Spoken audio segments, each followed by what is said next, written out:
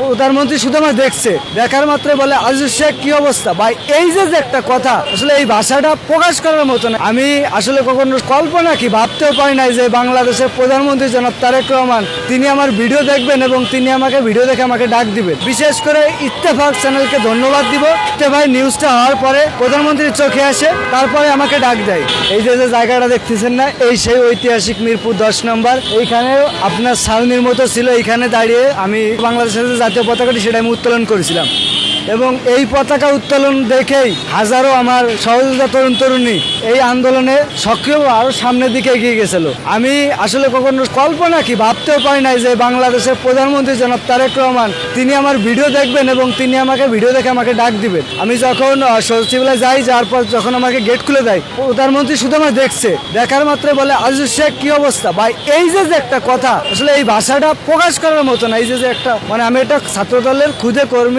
কর্মীকে যে ডাকটা দিছে, চেয়ারম্যান স্যার যে ডাকটা দিছে, এই ডাক